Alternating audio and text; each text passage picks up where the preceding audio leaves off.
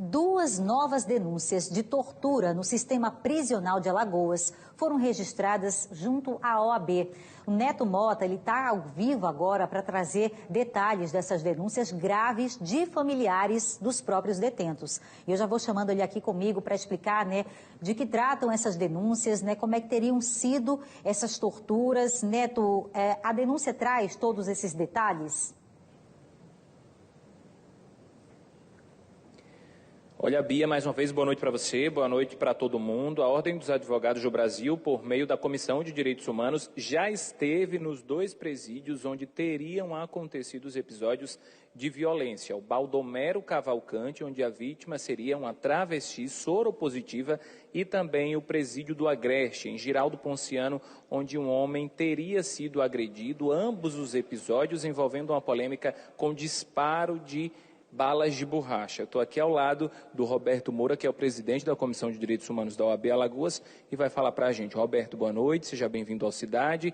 Quais foram os detalhes repassados pelos familiares em relação a essas denúncias? Boa noite, Neto. Boa noite, Beatriz Lacerda.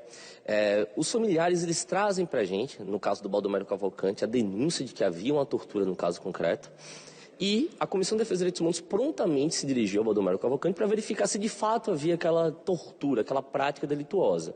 Verificamos, gravamos um áudio, tiramos fotos e encaminhamos para os órgãos. Controle externo da atividade policial, no Ministério Público, encaminhamos para a Delegacia Geral de Polícia para que seja aberto o inquérito policial e encaminhamos também para a Corregedoria das Séries e para o Grupo de Monitoramento e Fiscalização, o GMF, que é do Tribunal de Justiça, através do desembargador Celira Damastor. A Ordem dos Advogados do Brasil entende que o crime de tortura constitui um direito absoluto, você não ser torturado, é o único direito absoluto que nós temos, o direito de não ser torturado, e a Ordem dos Advogados do Brasil está atenta para combater todas essas práticas de tortura que está lá positivado na Lei 9.455, e também na questão do artigo 2º, diante da prática de tortura ali ventilada. Roberto, para a gente entender quais foram os detalhes repassados pela família, o que esses detentos estariam passando dentro do sistema prisional de Alagoas? O primeiro caso do Baldomero Cavalcante foi diante de um reeducando, teria tido um aborrecimento com outro reeducando e ele teria, ter uma animosidade, e diante desse momento o policial penal teria dado 2 tiros nas nádegas de um reeducando soropositivo, que é algo muito grave, diante das complicações que esse reeducando pode ter. No segundo caso, foi através de uma inspeção da Comissão de Defesa dos Direitos Humanos no presídio do Agreste, que foi constatado um tiro de borracha ao lado da bolsa de colostomia, de um reeducando, o que poderia ter gerado também um procedimento, um resultado muito mais gravoso, diante da proximidade da bolsa. Então, basicamente, a Comissão de Defesa dos Direitos Humanos encaminhou a todos esses órgãos, solicitou que fossem feitos exames de corpo de delito, que não foram feitos, solicitamos também que procedessem diligências, captura de câmaras e todas as diligências necessárias para a apuração do fato, e diante disso, estamos acompanhando todo esse desline. A Comissão de Defesa dos Direitos Humanos tem esse compromisso em cobrar dos órgãos e toma toda a narrativa das denúncias para que possam os órgãos de fiscalização, a investigação policial, tomar as providências necessárias e verificarem o que de fato ocorreu. O Ministério Público já se posicionou sobre o acompanhamento dessa denúncia por parte da OAB?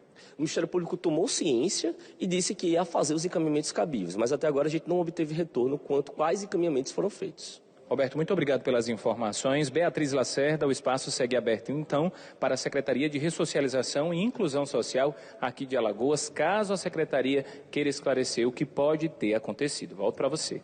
Obrigada, Neto. É impressionante, o relato da Comissão de Defesa dos Direitos Humanos em dizer aí que um dos detentos teria recebido um tiro de bala de borracha ao lado de uma bolsa de colostomia. O outro é portador, do vírus HIV e também recebeu tiros a queima-roupa.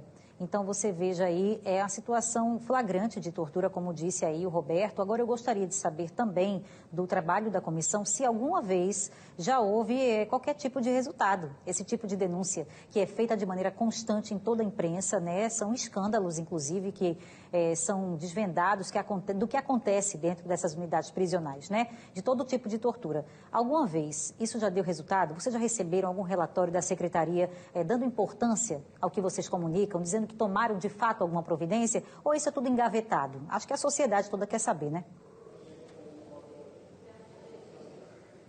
Perfeito, Beatriz. Inclusive hoje, Beatriz, para nossa surpresa, mais um caso foi arquivado, né? Encaminharam para a Comissão de Defesa dos Direitos Humanos um e-mail com os resultados da apuração de um procedimento administrativo que nós abrimos diante de um caso de tortura do ano passado, né, do Renato, um caso de violação clara, evidente, Beatriz.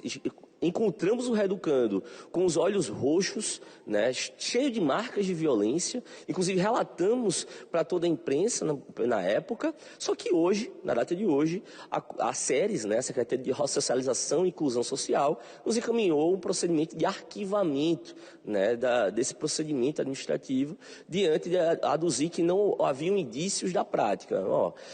Observamos que a Secretaria tem que criar mecanismos, né, primeiramente uma ouvidoria externa, que não há.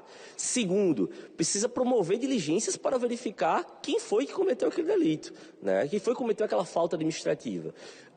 Na ausência disso, por óbvio, vão ter ausência de indícios de autoria, né? Que foi como verificou-se no caso concreto. Muito obrigada, viu, Roberto? Impressionante dizer, né? Que não tinha indício da prática. Foi essa a resposta que a OAB recebeu. Então, é impressionante, porque se fosse aqui para o jornalismo da gente, né, ou para as pessoas na rua, uma resposta como essa, uma resposta vaga, falha, né? Mas para a OAB responderam isso. Então, assim, se com fiscalização a gente confere fotos como essas, né, dos flagrantes, imagina se nem tivesse. Então, esse é o papel da Comissão da Ordem.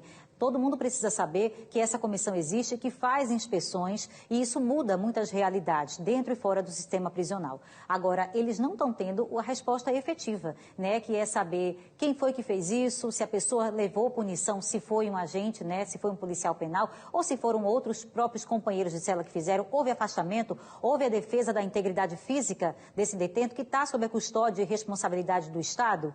Então, é muito triste receberem esse tipo de notícia. Quer dizer, a resposta é o arquivamento, mas acredito que o trabalho da comissão permanece. E a gente pede, viu, aqui fora, viu, comissão da OAB, não deixem não de fazer o trabalho, né? Porque enquanto eles não agem, mas a gente quer saber o que acontece. Quem sabe um dia isso muda.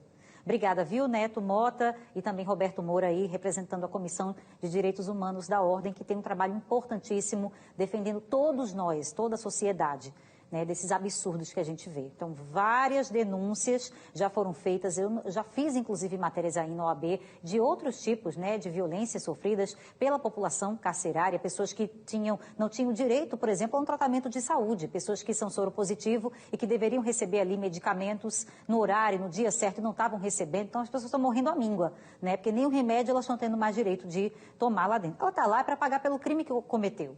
Né, para pagar pelo crime que cometeu, já está lá presa. Não tem uma pena maior ou a mais do que a que ela já está cumprindo, que é o que determina a Constituição. Ela já está lá cumprindo, gente. Então, assim, ela tem que também ter direitos lá dentro, ou não? Ou é um estado de barbárie que a gente vai viver? Não dá para afrouxar, não dá para dizer que é normal e que é assim mesmo. Está errado, viu? Está errado, porque quando você está aí de casa, tiver um parente que for preso, sabe-se lá, porque ninguém está livre disso. Ninguém está livre de cometer um crime. Aí, se um dia você, um parente seu, um primo, um irmão, for parar lá dentro, você não vai se preocupar, não? Com a situação de um parente seu? Ninguém está livre de ser preso, não. No Brasil, não, viu, minha gente? Só basta praticar um crime. E se for preso, é claro que a pessoa tem que ter o seu direito legítimo enquanto ser humano, cidadão, respeitado também no sistema penitenciário. E é para isso que a comissão está existindo, fazendo essa fiscalização e cobrando a resposta aí da Secretaria de Ressocialização e Inclusão. O jornalismo está aberto para receber resposta de mais essa denúncia de tortura aí clara e evidente por essas fotografias, né? É muito difícil, mas a gente também faz o papel aí de dar voz às denúncias e cobrar essa resposta, é o que a gente faz aqui todo dia, tá bom? O espaço está aberto.